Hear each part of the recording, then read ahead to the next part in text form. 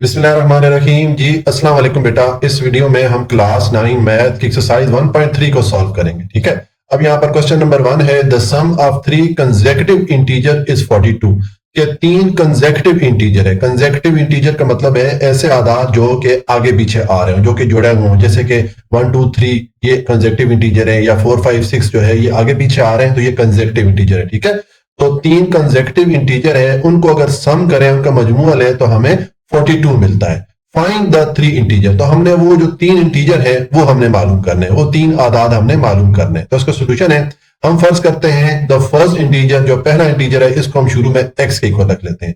तो फिर second integer क्या हो जाएगा, हमें x में 1 ऐड कर लेंगे क्योंकि ये इसका जुड़ा हुआ है। ठीक है, कंसेक्यूटिव है तो x प्लस 1 कर दिया, और थर्ड इंटीजर फिर क्या हो जाएगा, x प्लस 2 कर लेंगे। ठीक है, तो ये 3 हमारे पास इंटीजर है। अब हमें इन्होंने कंडीशन क्या बताई है, या जो शर्त है उसके मुताबिक तीनों इंटीजर को जमा करें तो हमें 42 मिलता है। तो मैंने लिख दिया अकॉर्डिंग टू द कंडीशन। अब क्वेश्चन में दी गई कंडीशन के मुताबिक हम ये तीनों इंटीजर को आपस में जमा करें। ठीक है, देखिए तीनों इंटीजर मैंने जमा की सूरत में लिख दिया है, तो हमें सम मिलता है इनका 42, ये मैंने लिख दिया। ठीक है, अब आप इसको सिंप्लीफाई कर दें, देखें ये x plus x plus x, ये 3x हो जाएगा, और ये 1 प्लस 2 3 हो जाएगा। ठीक है, और इज इक्वल टू ये 42 हो गया। अब हमें ये जो प्लस 3 है इसको इक्वेशन की दूसरी तरफ ले आते हैं, तो यहां पर ये प्लस हो रहा है, दूसरी तरफ आएगा तो 42 के साथ ये माइनस हो जाएगा। 42 में से 3 को माइनस करेंगे तो 39 आ जाएगा। ठीक है, अब हमें x की वैल्यू चाहिए, तो उसके लिए हमें x को अकेला करना है। तो ये जो 3 है इसको इक्वेशन की दूसरी तरफ लेके आएंगे, तो 3 यहां पर x के साथ मल्टीप्लाई हो रहा था, दूसरी तरफ आके 39 पे डिवाइड हो जाएगा। ठीक है, तो ये इसको आप डिवाइड कर दें, ये 3 1 द 3 और 3 13 टाइम डिवाइड होता है 39 पे, तो हमारे पास x की वैल्यू आ गई है 13। ये हमारे पास जो पहला इंटीजर है उसकी वैल्यू आ गई। देखिए हमने फर्स्ट इंटीजर को किसके इक्वल रखा था, x के इक्वल रखा था, तो पहला इंटीजर हमारे पास 13 आ गया। तो यहां पर मैं लिखूंगा so first integer is equal to 13। अब दूसरा चूंकि कंसेक्यूटिव इंटीजर है, इसके साथ जुड़ा हुआ है, तो हम 13 में 1 ऐड कर लेंगे, तो ये सेकंड इंटीजर हमारे पास आ जाएगा 14। ठीक है, इसी तरह फिर थर्ड इंटीजर क्या होगा, हम जो सेकंड इंटीजर है इसमें 1 ऐड कर लेंगे, तो ये 15 आ जाएगा। तो ये 3 इंटीजर जो कि कंसेक्यूटिव है, जो कि जुड़े हुए हैं, ये हमें मिल गए 13 14 15। ठीक है, तो ये हमारा क्वेश्चन नंबर 1 कंप्लीट हो जाता है जी। अब क्वेश्चन नंबर 2 है the diagram shows right angle triangle ABC. ये हमें एक उन्होंने डायग्राम दिखाई है राइट एंगल ट्रायंगल की। राइट एंगल ट्रायंगल कौन सी होती है, जिसमें एक एंगल 90 डिग्री का होता है। ठीक है, यहां पर इस ट्रायंगल में ये वाला जो एंगल बन रहा है ये 90 डिग्री का है। ठीक है, तो ये एक राइट एंगल ट्रायंगल इन्होंने हमें दी है, in which the length of AC is this centimetre. ठीक है, इसमें ये जो AC वाली साइड है, यानी कि इस ट्रायंगल की जो बेस वाली या कायदे वाली साइड है, इसकी लेंथ उन्होंने हमें ये दे दी है सेंटीमीटर में। ठीक है, the area of triangle ABC is this one. ठीक है, और जो ये ट्रायंगल का एरिया है ये हमें इन्होंने इसकी वैल्यू ये हमें दे दी है। ठीक है, क्योंकि ये एरिया है तो एरिया के लिए जो यूनिट होता है वो हमेशा स्क्वायर की फॉर्म में लिखा जाता है। ठीक है, तो ये हमारे पास इस ट्रायंगल का एरिया आ गया। Find the length of AB in the form of this. तो हमने ये जो AB वाली साइड है, यानी कि इस ट्रायंगल की जो परपेंडिकुलर या अमूद वाली साइड है, इसकी लेंथ मालूम करनी है। ठीक है, और हमने अपना जो आंसर हमारा आएगा उसको हमने इस फॉर्म में लिखना है। यहां पर ये जो A और B है, where A and B are integer, ये कोई भी इंटीजर होने चाहिए। ठीक है, कोई भी आदाद होने चाहिए। तो चलिए ये तो मैं आपको आखिर में एक्सप्लेन करूंगा। अब पहले हम ये करते हैं, देखें हमें जो वैल्यूज उन्होंने दी है, हमें इन्होंने लेंथ ऑफ AC यानी कि इस ट्रायंगल की जो बेस वाली साइड है इसकी लेंथ इन्होंने हमें ये दी है, तो ये मैंने यहां पर लिख दी सेंटीमीटर। ठीक है, और उसके बाद एरिया ऑफ ट्रायंगल इन्होंने हमें ये वैल्यू दी है, तो मैंने ये एरिया ऑफ ट्रायंगल ये लिख दिया। ठीक है, और लेंथ ऑफ AB यानी कि ये जो अमूद या परपेंडिकुलर वाली साइड है, ये वाली लेंथ हमने मालूम करनी है। ठीक है, तो देखें हमने छोटी क्लासेस में एक फार्मूला पढ़ा था ट्रायंगल का एरिया मालूम करने का। मैंने लिखा है as we know that area of triangle मालूम करने का फार्मूला ये है 1/2 इंटू बेस इंटू हाइट। ठीक है, ये हमने फार्मूला पढ़ा था। तो अब हमारे पास देखें यहां पर ये बेस या जो AC वाली साइड है इसकी लेंथ हमारे पास मौजूद है। ठीक है, और हाइट या परपेंडिकुलर यानी कि आपको मैं दिखाऊं, ये AB वाली साइड इसकी लेंथ हमने मालूम करनी है। ठीक है, और ये एरिया ऑफ ट्रायंगल भी हमारे पास है। ठीक है, तो हम इस फार्मूला में एरिया ऑफ ट्रायंगल और ये AC वाली जो साइड या बेस वाली साइड है इसको पुट करके यहां से हम जो AB वाली साइड है या जो हाइट या अमूद वाली साइड है वो मालूम कर सकते हैं। ठीक, तो पहले मैं ये बेस और हाइट की जो लेंथ ऊपर इन्होंने दी है वो पुट कर लेता हूं। ठीक है, बेस जो है ये AC के इक्वल है, देखें यहां पर ये AC है बेस, और इसकी जो परपेंडिकुलर या हाइट है ये ए बी के इक्वल है, तो इन दोनों की जगह मैंने बेस की जगह ए सी को पुट कर लिया और हाइट की जगह ए बी को पुट कर लिया। अब हमें इस ए बी की वैल्यू चाहिए, ठीक है। तो अब देखें, एरिया ऑफ ट्राइंगल की जगह हम ये वाली वैल्यू पुट करेंगे और ए सी की जगह हम ये वाली वैल्यू पुट करके इस इक्वेशन को सॉल्व करेंगे। तो ये मैंने एरिया ऑफ ट्राइंगल पुट कर दिया और इस साइड की जगह मैंने इसकी जो वैल्यू उन्होंने हमें दी थी ये मैंने पुट कर दी, ठीक है। अब ये हमारे पास इक्वेशन बनी, इसको सिंप्लीफाई करेंगे। तो पहले ये जो 2 है, इस 2 को इक्वेशन की दूसरी तरफ यानी कि लेफ्ट साइड पे लेके जाएंगे। ये 2 यहाँ पर डिवाइड हो रहा है इन वैल्यूज पे, दूसरी तरफ जाके इस वैल्यू के साथ ये मल्टीप्लाई हो जाएगा, ठीक है। अब ये इक्वेशन बन रही है, ठीक है। तो अब हम ये जो ए बी है, चूंकि हमें इसकी वैल्यू चाहिए तो इसको हम इधर ही रखेंगे और ये जो इसके साथ वैल्यू मल्टीप्लाई हो रही है इसको इक्वेशन की दूसरी तरफ लेके जाएंगे, तो दूसरी तरफ जाके ये इस वैल्यू पे डिवाइड हो जाएगी, ठीक है। तो ये हमारे पास ए बी की वैल्यू आ गई, इसको मैंने सीधा करके लिख दिया। ए बी को मैं इधर लेफ्ट साइड पे ले आया हूं और इस वैल्यू को मैं इधर राइट साइड पे ले गया हूं, ठीक है। ये हमारे पास अब ए बी की वैल्यू तो आ गई, आंसर आ गया, ठीक है। लेकिन अब इन्होंने देखिए हमें क्वेश्चन में कहा है कि हमने जो अपना आंसर है वो इस फॉर्मेट में लिखना है, ठीक है।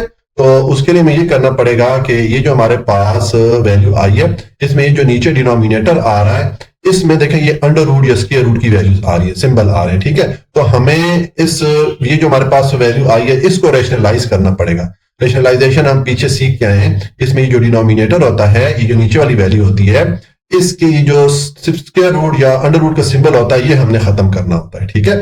तो उसका तरीका आपको मैंने बताया था कि पहला स्टेप में हम क्या करते होते हैं, ये जो डिनोमिनेटर होता है, ठीक है, इसको हम साइन चेंज करते हैं और जो हमारे पास वैल्यू बनती है उस वैल्यू को हम एक बार ऊपर लिख लेते हैं, एक बार नीचे लिख लेते हैं, ठीक है। ये जो हम इस डिनोमिनेटर का साइन चेंज करके यहां पर लिखते हैं ना, ये वाली वैल्यू इस डिनोमिनेटर वाली वैल्यू की कॉन्जुगेट वैल्यू कहलाती है, ठीक है। तो हमने इस डिनोमिनेटर की कॉन्जुगेट वैल्यू को एक बार ऊपर लिख दिया और एक बार नीचे लिख दिया, या आप ये कह सकते हैं हमने इस डिनोमिनेटर की कॉन्जुगेट वैल्यू को एक बार इस फ्रैक्शन के साथ मल्टीप्लाई कर दिया और एक बार हमने डिवाइड कर दिया, ठीक है। अब आपके पास देखें ये दो फ्रैक्शन है जो कि आपस में मल्टीप्लाई हो रही है, तो ऊपर वाली वैल्यूज को आपस में मल्टीप्लाई कर लें, नीचे वाली वैल्यूज को आपस में मल्टीप्लाई करें। तो मल्टीप्लाई करेंगे तो देखें ये ऊपर वाली वैल्यूज को तो मैंने सारा मल्टीप्लीकेशन की सूरत में लिख दिया और नीचे वाली वैल्यूज को मल्टीप्लाई करने के लिए हम ये वाला फॉर्मूला यूज करेंगे। ये फॉर्मूला आपको समझाने के लिए मैंने यहाँ पर सामने रखा हुआ है, आपको ये फॉर्मूला जुबानी याद होना चाहिए, ठीक है। ये फॉर्मूला क्या है, A square minus B square equal होता है A plus B into A minus B, ठीक है। तो देखें अगर हम इस अंडर रूट 3 को ए के इक्वल रखें और अंडर रूट 5 को बी के इक्वल रखें तो ये हमारा ए प्लस बी हो गया और ये हमारा ए माइनस बी हो गया, यानी कि फॉर्मूला की राइट हैंड साइड यहाँ पर ये एक्सप्रेशन की सूरत में हमारे पास आ रही है, तो हम इस एक्सप्रेशन के लिए ये जो फॉर्मूला की लेफ्ट हैंड साइड है ये लिख सकते हैं, ठीक है। तो मैंने ये यहाँ पर अंडर रूट 3 का स्क्वायर लिख लिया, यानी कि ये ए स्क्वायर की इक्वल हो जाएगा और फिर मैंने माइनस का साइन पुट किया, ये फॉर्मूले वाला माइनस हो गया और फिर मैंने ये अंडर रूट 5 को स्क्वायर की फॉर्म में लिख दिया, यानी कि ये हमारा बी स्क्वायर के इक्वल हो जाएगा, ठीक है। अब आपके पास ये एक्सप्रेशन बन रही है तो उसको आप सिंप्लीफाई करें। इसमें अब पहले तो ये जो ऊपर वाली दोनों वैल्यूज है इनको आपस में मल्टीप्लाई करें, ठीक है। मल्टीप्लाई करने का तरीका क्या है, देखें ये जो 2 है 2 को तो मैंने बाहर ही रखा, इसको भी मल्टीप्लाई नहीं किया, ठीक है। और अंदर अब ये जो 1 आ रहा है, जो ये पहले वाला पार्ट है इस एक्सप्रेशन में, इस 1 के साथ आप ये जो दूसरे वाला पार्ट एक्सप्रेशन का आ रहा है इस पूरे एक्सप्रेशन को मल्टीप्लाई करें, ठीक है। तो 1 अंडर रूट 3 से मल्टीप्लाई होगा तो अंडर रूट 3 आ जाएगा और उसके बाद ये वाला मैंने माइनस का साइन पुट किया और अब 1 को अंडर रूट 5 से मल्टीप्लाई करेंगे तो अंडर रूट 5 आ जाएगा, ठीक हो गया। उसके बाद ये वाला मैंने प्लस का साइन पुट किया, अब अंडर रूट 15 के साथ इस पूरे एक्सप्रेशन को दोबारा मल्टीप्लाई कर लें तो अंडर रूट 15 अंडर रूट 3 से मल्टीप्लाई होगा, ये दोनों मैंने लिख दिए। फिर ये प्लस और माइनस मल्टीप्लाई के माइनस हो जाते हैं, अब अंडर रूट 15 अंडर रूट 5 से मल्टीप्लाई होगा तो इनको दोनों को मैंने मल्टीप्लीकेशन की सूरत में लिख दिया। और यहाँ पर ये जो अंडर रूट 3 का स्क्वायर लेंगे तो ये जो अंडर रूट है, ये अंडर रूट का सिंबल और ये जो स्क्वायर है ये आपस में एक दूसरे को कैंसिल आउट कर लेंगे, क्योंकि पीछे आपको मैंने मुख्तलिफ एक्सरसाइज में बताया हुआ है कि जो अंडर रूट होता है या स्क्वायर रूट होता है इसकी वैल्यू 1/2 के इक्वल होती है, तो 1/2 इस 2 से मल्टीप्लाई होकर कैंसिल आउट हो जाएगा, ठीक है। इनको हम कैंसिल कर लेंगे, ये 3 अंडर रूट के बाहर आ जाएगा, इसी तरह ये 5 भी अंडर रूट के बाहर आ जाएगा, ठीक है।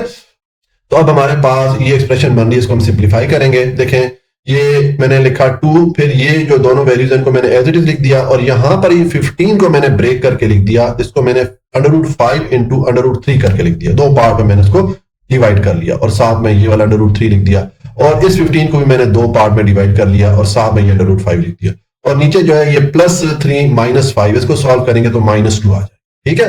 अब ये जो एक्सप्रेशन आ रही है इसमें इस 2 पे आप ये -2 जब डिवाइड करेंगे तो ये -1 इसको कर देगा, ठीक है। और यहां पर ये दोनों वैल्यूज मैंने एज इट इज लिख दी और यहां पर देखें ये अंडर रूट 3 और अंडर रूट 3 इनको जब मल्टीप्लाई करेंगे तो ये 3 में कन्वर्ट हो जाएगा, 3 बन जाएगा, ठीक है। तो ये दोनों को मल्टीप्लाई किया तो 3 लिखा और साथ में ये √5 आ गया। यहां पर भी ये √5 और √5 आपस में ज़रब खाएंगे तो ये 5 हो जाएगा और साथ में ये √3 मैंने लिख दिया। अब ये जो ब्रैकेट के बाद -1 आ रहा है, इसको आप ये अंदर जितनी वैल्यूज है सबके साथ मल्टीप्लाई कर दें, ठीक है। तो -1 √3 से मल्टीप्लाई होगा तो इसको -√3 कर देगा। यहाँ पर इस माइनस के साथ ये माइनस मल्टीप्लाई होगा तो ये प्लस हो जाएगा, साथ में √5 आ गया और इस प्लस को ये माइनस कर देगा, साथ में ये वाली वैल्यू लिख दी और इस माइनस को प्लस कर देगा क्योंकि माइनस माइनस मल्टीप्लाई के प्लस हो जाते हैं और साथ में मैंने ये वाली वैल्यू लिखी, ठीक है। अब देखें यहाँ पर ये -√3 और +5√3 इन दोनों को सॉल्व करेंगे तो ये हमारे पास 4√3 आ जाएगा, ठीक है। 5√3 में से मैंने √3 को माइनस कर दिया और यहां पर ये +√5 और -3√5 इन दोनों को सॉल्व करेंगे तो आपके पास -2√5 आएगा। तो ये मैंने लिख दिया -2√5 और ये इसके साथ हमारा चूंकि इन्होंने यूनिट सेंटीमीटर में दिया हुआ था, ये हमारे पास जो साइड थी AB या जो हाइट वाली साइड है उस ट्राइंगल की, उसकी हमारे पास वैल्यू आ गई, ठीक है। तो देखें इन्होंने हमसे जो यहाँ पर कहा था ना कि हमने इस फॉर्मेट में लिखना है, यहाँ पर इन्होंने ये फॉर्मेट बताया था कि हमने इस फॉर्मेट में लिखना है जिसमें ये A और B कोई भी इंटीजर होने चाहिए, ठीक है। तो यहाँ पर देखें ये हमारे पास जो वैल्यू आ रही है, ये जो आंसर आ रहा है ये 4 और 2 आ रहे हैं जो कि इंटीजर है, ठीक है। बस फर्क ये है कि वहां पर उन्होंने प्लस का साइन शो किया हुआ है, यहाँ पर हमारा माइनस का साइन आ रहा है। बुक पे जो उन्होंने आंसर लिखा है वो इसी फॉर्मेट में है, माइनस साइन के साथ है, ठीक है। तो इसलिए हम इसमें और कोई चेंज नहीं करेंगे। तो ये हमारा जो क्वेश्चन नंबर 2 है ये कंप्लीट हो जाता है। अब क्वेश्चन नंबर 3 है, अ रेक्टेंगल है side of length this one and this one, कि एक रेक्टेंगल या मुस्ततील है, उसकी दो साइड की जो लेंथ है या लंबाइयां हैं इन्होंने हमें बता दी, ठीक है। तो ये हम फर्ज करते हैं कि ये उसकी लंबाई हो जाती है एक साइड की और ये हम फर्ज करते हैं उस मुस्ततील की चौड़ाई हो जाती है, ठीक है। Express the area of rectangle in form of this one. तो हमने वो जो रेक्टेंगल है या मुस्ततील है उसका एरिया मालूम करना है, ठीक है। इस फॉर्म में हमारा जो आंसर आएगा उसको हमने इस फॉर्मेट में लिखना है, where A and B are integer. इसमें ये जो A और B है ये कोई भी इंटीजर होने चाहिए, आधा आधा होना चाहिए, ठीक है। तो देखें ये हमारी मुस्ततील जो है वो इस शेप की होती है, ठीक है। इसमें हम फर्ज करते हैं ये एक साइड की जो लेंथ है इसको हम इसके को रख लेते हैं और ये जो इसकी विड्थ या चौड़ाई है इसको हम इस साइड की को रख लेते हैं। तो इसका सोल्यूशन होगा, मैंने लिखा है लेंथ इज इक्वल टू, ये मैंने लेंथ के इक्वल ये वाली वैल्यू रख दी और विड्थ या चौड़ाई के इक्वल मैंने ये वाली वैल्यू रख दी, ठीक है। अब हमने इसका एरिया मालूम करना है रेक्टेंगल का। तो रेक्टेंगल का एरिया मालूम करने के लिए हमें कौन सा फार्मूला यूज करते होते हैं, area is equal to length into width. किसी भी रेक्टेंगल या मुस्ततील का एरिया मालूम करना हो तो उसकी लंबाई और चौड़ाई को आपस में ज़रब दे देते हैं, ठीक है। अच्छा ये फिगर आपने बनानी नहीं है, मैंने सिर्फ समझाने के लिए यहाँ पर बनाई हुई है, ठीक है। तो अब यहाँ पर ये लेंथ और विड्थ की जगह आप ये जो वैल्यूज आपके पास हैं इनको पुट कर लें, ठीक है। तो मैं इसको पुट करूंगा, ये मैंने लेंथ की जगह लेंथ की वैल्यू पुट कर ली, विड्थ की जगह ये जो विड्थ की वैल्यू थी इसको पुट कर दिया। अब ये दो वैल्यूज आपस में मल्टीप्लाई हो रही हैं तो हम इनको मल्टीप्लाई करेंगे, ठीक है। तो पहला ये जो पहली वाली एक्सप्रेशन है इसकी जो पहली वाली टर्म है 2, इसके साथ इस पूरी वाली दूसरी वाली एक्सप्रेशन को मल्टीप्लाई कर दें, फिर ये प्लस का साइन पुट करें, फिर √18 के साथ इस पूरी एक्सप्रेशन को मल्टीप्लाई कर, ठीक है। ये मैंने मल्टीप्लाई किया। अब देखें यहाँ पर ये 2 को 5 से मल्टीप्लाई करेंगे 10 आ जाएगा और 2 को इस टर्म से मल्टीप्लाई करेंगे तो मैंने 2 into 4/√2 लिख दिया, ठीक है। मैंने 2 और 4 को मल्टीप्लाई नहीं किया, इससे हमें आगे जाके क्वेश्चन सॉल्व करने में आसानी होगी, ठीक है। और उसके बाद ये √18 और 5 को मल्टीप्लाई करेंगे तो 5/18 हो जाएगा, फिर ये प्लस माइनस मल्टीप्लाई के माइनस हो जाता है, ठीक है। और √18 को मैंने ये जो 4/√2 से मल्टीप्लाई किया तो ये 4 into √18 डिवाइडेड बाई 2 हो जाएगा, ठीक है। अब आप देखें ये जो आपके पास 2 आ रहा है ना, इस 2 को आप √2 into √2 करके लिख सकते हैं, ठीक है, क्योंकि इन दोनों वैल्यूज को आपस में आप मल्टीप्लाई करेंगे तो वापस आपको 2 ही मिलेगा, ठीक हो गया। और इनटू मैंने ये वाली वैल्यू लिख दी और यहां पर ये 18 को मैंने एक्सपोनेंशियल फॉर्म में लिख दिया है। मैंने लिखा है 3/2 into 2, क्योंकि ये 3/2 सॉल्व करेंगे तो 9 हो जाएगा, 9 को 2 से मल्टीप्लाई करेंगे तो वापस आपको 18 मिलेगा, ठीक है। इसी तरह यहां पर भी ये इस 18 को मैंने एक्सपोनेंशियल फॉर्म में लिख दिया, ठीक है। अब आप देखें यहां पर ये वाला जो 2 है और ये जो √ है, इनमें से एक को हम जो है आपस में कैंसिल आउट कर लेंगे, ठीक है। तो इसको मैंने कैंसिल आउट कर लिया। ये वजह थी कि मैंने ये 2 को एक तो 4 से मल्टीप्लाई नहीं किया था और फिर इधर आके मैंने इस 2 को डिवाइड करके लिख दिया था, ठीक है। और नेक्स्ट ये वाला मैंने 5 पुट किया और अब ये 3 का जो स्क्वायर आ रहा है, ये स्क्वायर और √ आपस में एक दूसरे को कैंसिल आउट कर लेंगे तो ये 3 भी इस स्क्वायर रूट या √ के बाहर आ जाएगा, ठीक है। और इनटू ये वाला √2 रह जाएगा, माइनस उसके बाद मैंने ये वाला 4 लिखा, इसी तरह इस 3 को भी मैं स्क्वायर रूट के बाहर ले आया हूं और ये √2 मैंने लिख दिया और डिवाइडेड बाय ये वाला √2 आ, ठीक है। अब इस एक्सप्रेशन में देखें, ये 5 और 3 को आपस में मल्टीप्लाई करें तो ये 15 अंडर रूट 2 हो जाएगा, और 4 और 3 को मल्टीप्लाई करेंगे ये 12 हो जाएगा, जबकि ये वाला अंडर रूट और ये वाला अंडर रूट 2 ये आपस में एक दूसरे को कैंसिल आउट कर, ठीक है। तो अब हमारे पास देखें ये सिंपल सी एक्सप्रेशन रहेगी, है इसमें ये -12 + 10 इसको सॉल्व करेंगे तो -2 आ जाएगा, और यहां पर ये -4 under root 2 + 15 under root 2, 15 under root 2 में से 4 अंडर रूट 2 को माइनस करेंगे तो ये 11 अंडर रूट 2 आ जाएगा, ठीक है। तो ये हमारे पास एरिया आ जाता है, क्योंकि एरिया है तो इसके लिए यूनिट हम जो है ना मीटर स्क्वायर, मीटर एरिया के लिए हमेशा यूनिट स्क्वायर की फॉर्म में लिखा जाता है, ठीक है। और ये हमारा उसी फॉर्मेट में आ गया जिस फॉर्मेट में इन्होंने हमें आंसर लिखने को बोला था, ठीक है।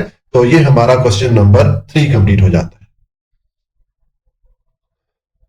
क्वेश्चन नंबर 4 है, बहुत ही आसान है। फाइंड टू नंबर्स, हमने दो ऐसे नंबर मालूम करने हैं whose sum is 68, कि उन दोनों नंबर को आपस में जमा करें तो उनका जो सम या मजमुआ है वो 68 है, एंड डिफरेंस इज 22, और उन दोनों नंबर को आपस में अगर माइनस करें तो उनका जो डिफरेंस आता है या उनमें जो फर्क आता है वो 22 का आता है, ठीक है। तो हमने वो दो नंबर मालूम करने, इसका सोल्यूशन है, हम फर्ज करते हैं let the two number are x and y, शुरू में वो दोनों नंबर, हम एक नंबर को x के इक्वल रख लेते हैं और एक को हम y के इक्वल रख लेते हैं। तो अब according to the given condition, अब कंडीशन क्या है कि उन दोनों नंबर को जमा करें तो हमें 68 मिलता है, ठीक है। तो हम ये x और y को ऐड करेंगे तो 68 मिलेगा, ये हमारी पहली इक्वेशन बन गई, इसको मैंने नंबर 1 कर दिया, और उन दोनों नंबर को माइनस करें तो हमें 22 मिलता है, तो x माइनस वाई करें तो इज इक्वल टू 22 मिलेगा, ये इस इक्वेशन को मैंने नंबर 2 कर दिया, ठीक है। अब हमें यहाँ पर x और y की वैल्यूज चाहिए, ठीक है। तो उसके लिए हम ये करते हैं कि ये जो दोनों इक्वेशन है इनको आपस में आपस में जमा कर लेते हैं, ठीक है। तो देखें ये x प्लस x जमा होगा तो 2x हो जाएगा, और ये प्लस y और माइनस y आपस में कैंसिल हो जाएंगे, ठीक हो गया। और यहाँ पर ये 68 + 22 करेंगे तो 90 हो जाएगा। अब हमें x की वैल्यू चाहिए तो x को आप इधर ही रखें और 2 को दूसरी तरफ लेके जाएंगे तो ये 90 पे डिवाइड हो जाएगा। अब इसको डिवाइड कर दें तो ये 2 1 2 और 245 टाइम डिवाइड होता है 90 पे, तो हमारे पास x की वैल्यू आ गई है 45। अब ये हमारे पास x की वैल्यू या एक जो नंबर है उसकी वैल्यू आ गई है, दूसरा नंबर हमने y के इक्वल रखा था, तो y की वैल्यू के लिए हम ये जो x की वैल्यू है ये दोनों इक्वेशन में से किसी भी इक्वेशन में पुट करें तो हम वहां से y की वैल्यू मालूम कर सकते हैं, ठीक है। तो मैं यहाँ पर इसको पुट कर लेता हूं इक्वेशन नंबर 1 में, मैंने लिखा है now put the value of x in equation 1, ये मैंने इक्वेशन नंबर 1 लिखी। अब मैंने यहाँ पर ये x की वैल्यू जो 45 मालूम की थी इसको पुट किया। अब हमें चूंकि y की वैल्यू चाहिए, y को आप एक तरफ रखें और 45 को इक्वेशन की दूसरी तरफ लेके जाएंगे तो ये 45 दूसरी तरफ जाके माइनस हो जाएगा, तो 68 में से 45 को माइनस करेंगे तो ये हमारे पास जो दूसरा नंबर है उसकी वैल्यू भी आ गई 23, ठीक है। तो बस आप अपना आंसर लिख लेंगे, so the required number are 45 and 23, ठीक है। तो ये हमारा क्वेश्चन नंबर 4 कंप्लीट हो जाता है। क्वेश्चन नंबर 5 है the weather in Lahore was unusually warm during the summer of 2024, कि 2024 में जो लाहौर का मौसम था वो गैर मामूली तौर पे ज्यादा गर्म था, ठीक है। The TV news reported temperature as high as 48 degree centigrade, TV news या टीवी की खबरों के मुताबिक जो टेम्परेचर था वो 48 डिग्री सेंटीग्रेड तक गया, जो कि अच्छी खासी गर्मी होती है, ठीक है। बाय यूजिंग द फॉर्मूला, अब हमें ये इन्होंने फॉर्मूला दे दिया है find the temperature in Fahrenheit, तो हमने ये जो टेम्परेचर इन्होंने हमें सेल्सियस में दिया हुआ है इसको हमने फ़ारेनहाइट में लेके आना है, ठीक है। तो ये इन्होंने हमें फॉर्मूला भी दे दिया, बहुत ही आसान है, बस क्या करेंगे हम ये फॉर्मूला पुट करेंगे और यहाँ पर इन्होंने हमें ये सेंटीग्रेड या जो सेल्सियस में वैल्यू है ये भी दे दी है, बस यहाँ पर इस सी की जगह ये वैल्यू पुट करेंगे और इसको सॉल्व कर लेंगे, ठीक है। कोई मुश्किल वाली बात नहीं है। तो देखिए इसका सोल्यूशन है, टेम्परेचर उन्होंने हमें जो सेंटीग्रेड में या सेल्सियस में दिया हुआ है 48 डिग्री सेंटीग्रेड, ये मैंने लिख दिया, ठीक है। फिर मैंने ये फ़ारेनहाइट में कन्वर्ट करने के लिए फॉर्मूला जो उन्होंने दिया था ये मैंने लिख दिया। अब यहाँ पर इस सी की जगह आप ये इसकी वैल्यू पुट कर लें, ठीक है। ये मैंने 48 डिग्री सेंटीग्रेड पुट कर लिया। अब इसको आप सिंप्लीफाई करें, 9 को 48 से मल्टीप्लाई करेंगे 432 हो जाएगा, डिवाइडेड बाई ये 5 आ गया, प्लस ये 32 आ गया। अब 432 पे आप 5 को डिवाइड करेंगे तो 86.4 आ जाएगा, प्लस ये 32 आ गया। दोनों वैल्यूज को जमा करें तो ये हमारे पास फ़ारेनहाइट में जो वैल्यू है वो चेंज होकर आ गई, ठीक है। यानी कि 48 डिग्री सेंटीग्रेड से जब आप लेके आएंगे फ़ारेनहाइट में तो ये वैल्यू बन जाती है, ठीक है। ये हमारा क्वेश्चन नंबर 5 कंप्लीट हो जाता है। क्वेश्चन नंबर 6 है the sum of the ages of father and son is 72 year, कि एक वालिद है और उनका बेटा है, उन दोनों की एजेस या उम्रें अगर आपस में हम उनका जमा करें तो टोटल हमारे पास 72 ईयर बनते हैं, ठीक है। 6 ईयर अगो, 6 साल पहले, the father's age was 2 time the age of son, 6 साल पहले वालिद की उम्र अपने बेटे की उम्र की दुगनी थी। What was son's age 6 year ago, तो 6 साल पहले फिर बेटे की एज क्या थी या बेटे की उम्र क्या थी, ये चीज हमने मालूम करनी है, ठीक है।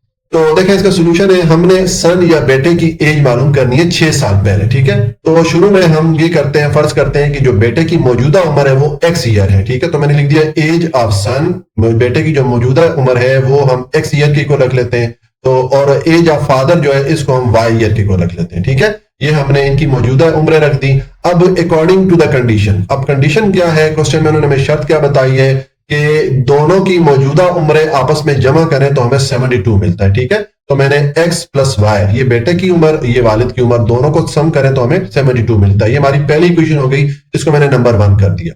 अब 6 साल पहले क्या होगा, देखें 6 साल पहले अगर हम वालिद की उम्र लिखना चाहें तो वालिद की मौजूदा उम्र हमने किसकी कुल रखी है, वाई ईयर की कुल रखी है। तो अगर हम 6 साल पहले वालिद की उम्र लिखना चाहें तो हमें वाई में से 6 को माइनस करना पड़ेगा, ठीक है। और वालिद की उम्र जो है बेटे की उम्र की दुगनी थी, तो इस चीज को इक्वेशन की सूरत में लिखने के लिए हमें बेटे की उम्र को 2 से मल्टीप्लाई करना पड़ेगा। तो मैंने ये 2 लिखा और बेटे की उम्र भी 6 साल पहले, फिर क्या होगी, मौजूदा उम्र में से हम 6 माइनस कर लेंगे, ठीक है। ये मैंने वालिद की उम्र लिखी, ये ब्रैकेट के अंदर मैंने बेटे की उम्र 6 साल पहले लिखी, और चूंकि वालिद की उम्र बेटे से दुगनी थी तो हमें ये इक्वल करने के लिए बेटे की उम्र को 2 से मल्टीप्लाई करना पड़ेगा, ठीक है। तो ये हमारे पास इक्वेशन बन रही है। अब इसको आप सिंप्लीफाई कर दें, देखें ये जो आपके पास 2 ब्रैकेट के बाहर आ रहा है, इसको ब्रैकेट के अंदर ये दोनों वैल्यू से मल्टीप्लाई करेंगे तो ये 2x माइनस 12 हो जाएगा, ठीक है। अब आप ये y को इधर रखें और ये 6 को इक्वेशन की दूसरी तरफ लेके आए, तो ये 6 यहाँ पर माइनस हो रहा था, दूसरी तरफ आके प्लस हो जाएगा।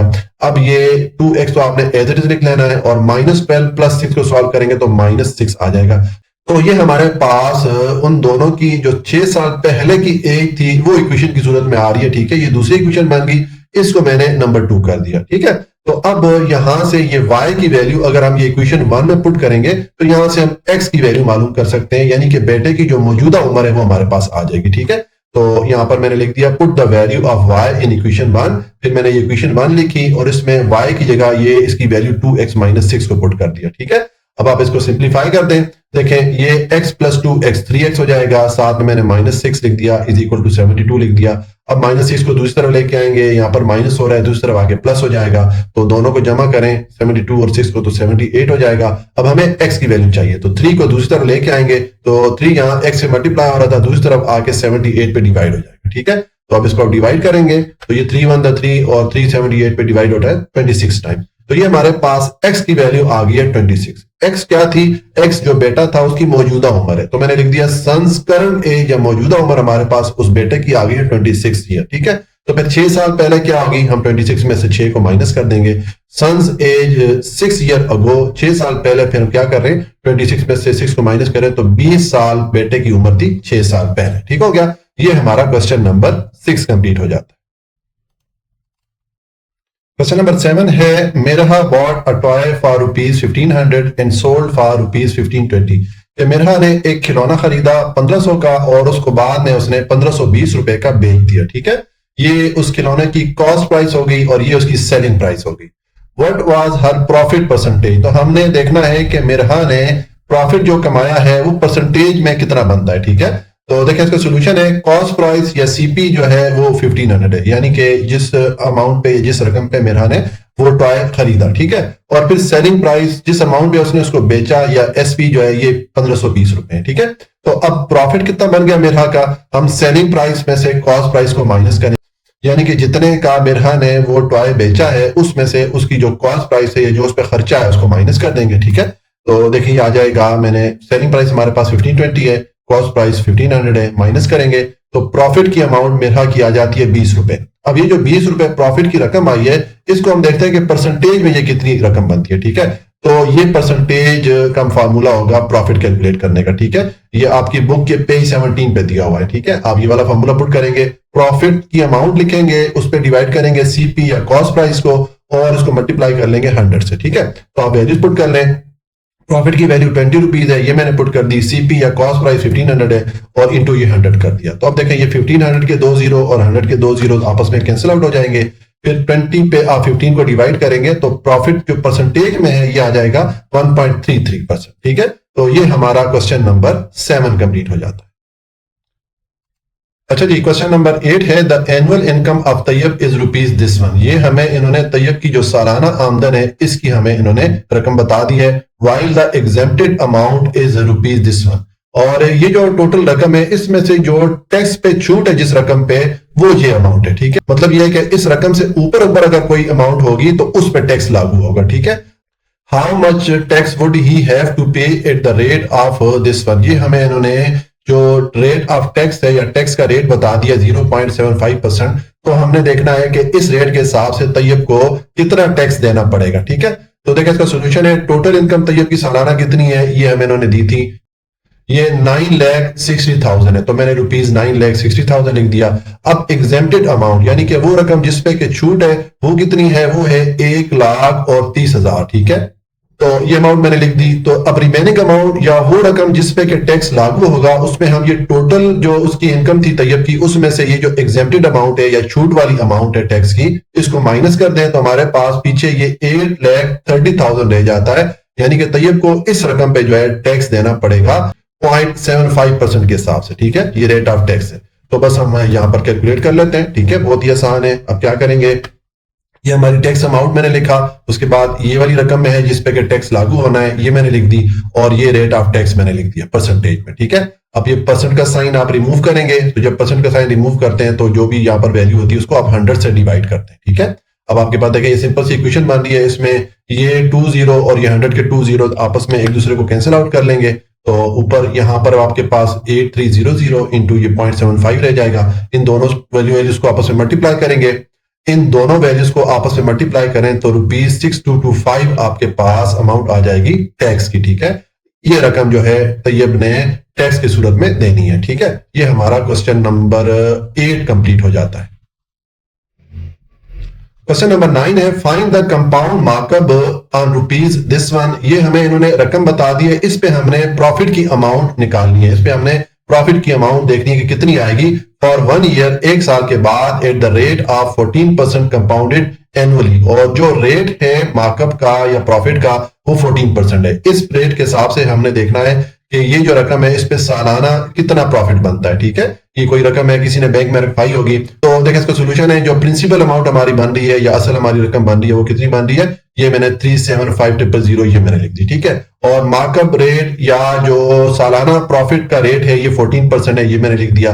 तो अब हम मार्कअप अमाउंट या प्रॉफिट का अमाउंट निकाल लेते हैं। हम क्या करेंगे, हम ये 14% के हिसाब से निकालेंगे। तो मैंने ये प्रिंसिपल अमाउंट इंटू ये जो रेट ऑफ मार्कअप है ये मैंने लिख दिया। ठीक है, अब आप ये परसेंटेज का साइन रिमूव करें तो उसके लिए आप 14 को 100 से डिवाइड कर लें। अब ये 100 के 2 जीरोस और यहाँ पर ये जो 2 जीरोस आ रहे हैं इनको आपस में आप डिडक्ट कर लें, तो पीछे आपके पास ऊपर ये वैल्यू रह जाएगी 3750 इंटू ये 14 आ जाएगा। दोनों को मल्टीप्लाई करेंगे तो ₹52,500 आपके पास जो टोटल मार्कअप या जो टोटल प्रॉफिट है एनुअल या साल का उसकी रकम आ जाएगी। ठीक है, तो ये हमारा क्वेश्चन नंबर 9 कंप्लीट हो गया और इसके साथ हमारी एक्सरसाइज 1.3 भी कंप्लीट हो जाती है। जी बेटा, अगर आपको कोई भी पॉइंट समझ में नहीं आया हो तो आप कमेंट में पूछ लीजिएगा।